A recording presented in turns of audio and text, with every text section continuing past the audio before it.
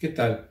Bueno, ahora voy a hablar de lo que es la segunda parte de lo que Freud llama complejo de Edipo. Como decíamos anteriormente, es muy interesante que un concepto tan importante para la propuesta freudiana, Freud no le haya dedicado un ensayo único sobre este tema. Habla del Edipo en diferentes momentos, de diferentes maneras.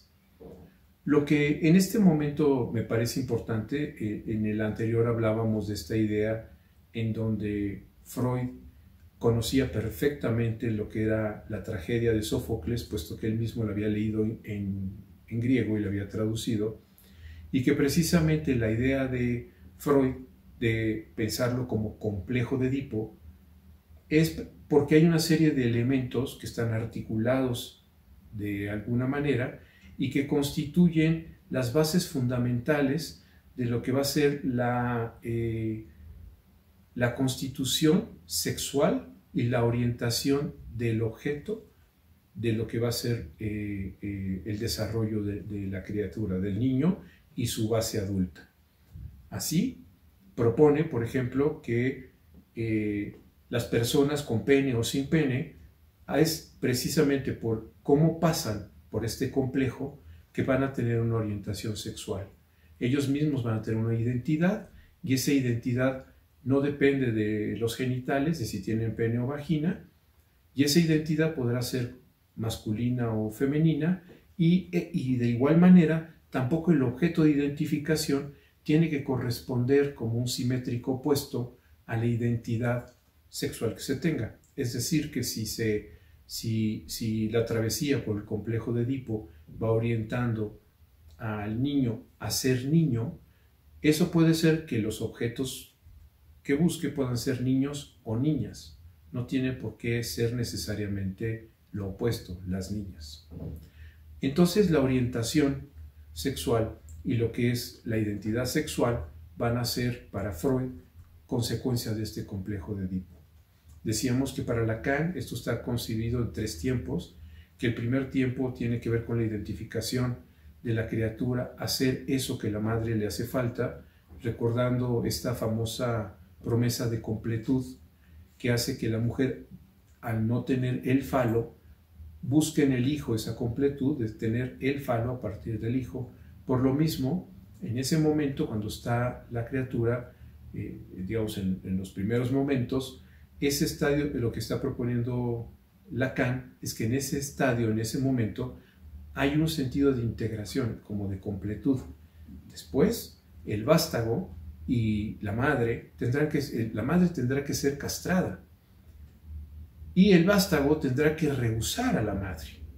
Ese es el momento, digamos, propiamente del segundo tiempo, en donde en esa cuestión de ese rehusamiento se está rehusando a hacer ese objeto, pero no a identificarse con los objetos que él empieza a encontrar en el mundo para hacer ese falo que la complete a la madre. Es decir, pasa a la parte de estar de alguna forma con distancia para poder ver cuáles son esos objetos, cuando él mismo antes era ese objeto, pero ahora está buscando esos objetos para identificarse.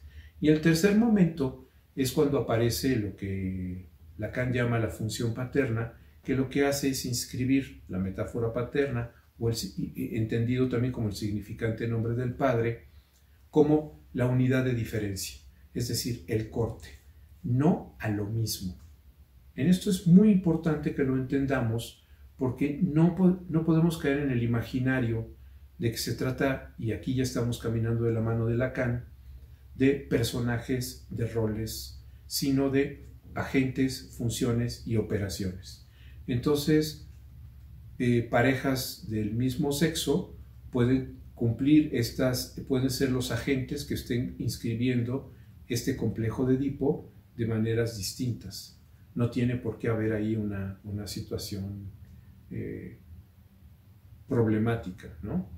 El complejo de Edipo también podemos entenderlo, para mí ha sido una cuestión que he trabajado mucho, como si hubiera una gran tela, una tela que estuviera tensa y estuviera asemejando los modelos con los que se representa la gravedad.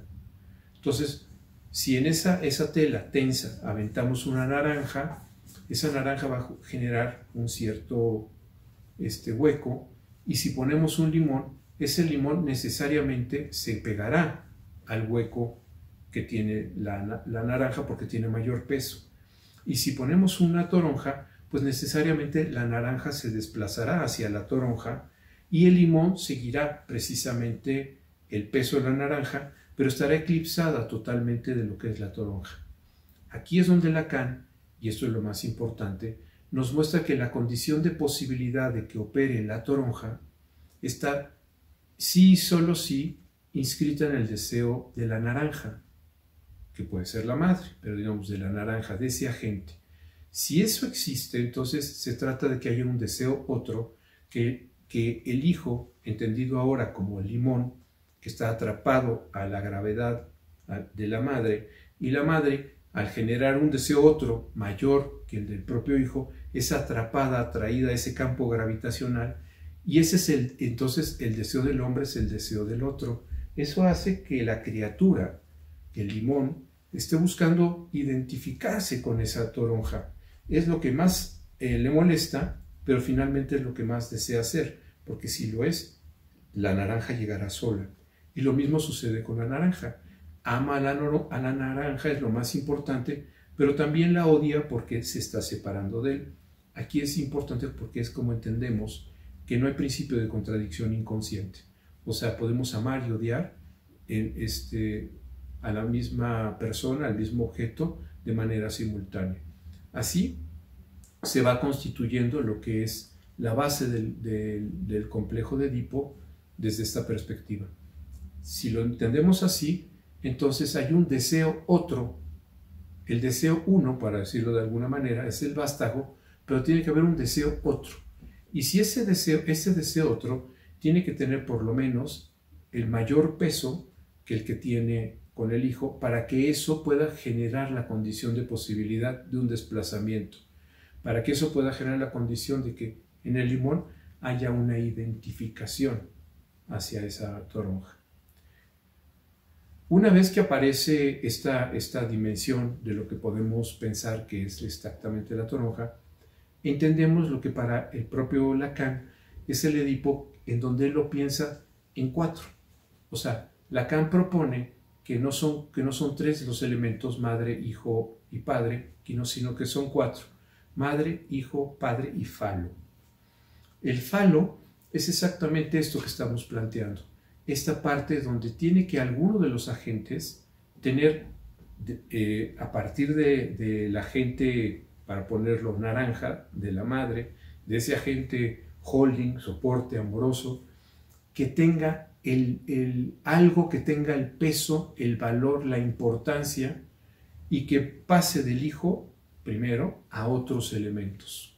Ese peso que puede estar en la telenovela, que puede estar en el trabajo, en donde entonces vemos que aquello que puede convertirse en deseo otro, y por lo tanto en donde pueda estar significado por el falo, por la importancia del falo, no tiene que ser el padre. Puede ser incluso, por eso el trabajo puede ser otras cosas. Entonces el hijo se identificará con aquello otro, ¿de acuerdo? Y seguirá el proceso del que hablaba Freud, de primero de tratar de ser, para después tratar de identificarse con eso, ¿no? Con el falo. De esta manera podemos entender que la propuesta lacaniana está más orientada ya no sobre los actores y protagonistas de esta historia, sino sobre los agentes, las funciones y las operaciones que inscribe, en donde entonces ya no es necesario que haya papá, mamá, sino simple y sencillamente personas que puedan representar esta encomienda, que puedan representar, que ser los agentes para representar esta encomienda, esta función, que inscribe en el primer momento, como decíamos, la diferencia, la unidad de diferencia, el corte a lo mismo, para que ese corte, esa castración, pueda permitir a la criatura advenir al mundo. Ese corte, decíamos, se llama función paterna. Inscribe la metáfora paterna, pero la operación que va a estar marcando la diferencia va a ser el significante en nombre del Padre. Lo interesante de ese significante en nombre del Padre es que va a ser aquel que se replique en el resto de los significantes, como unidad de diferencia, ¿no? Bueno, esto espero que sea suficiente en esta parte preliminar para comprender el complejo de Edipo. Gracias.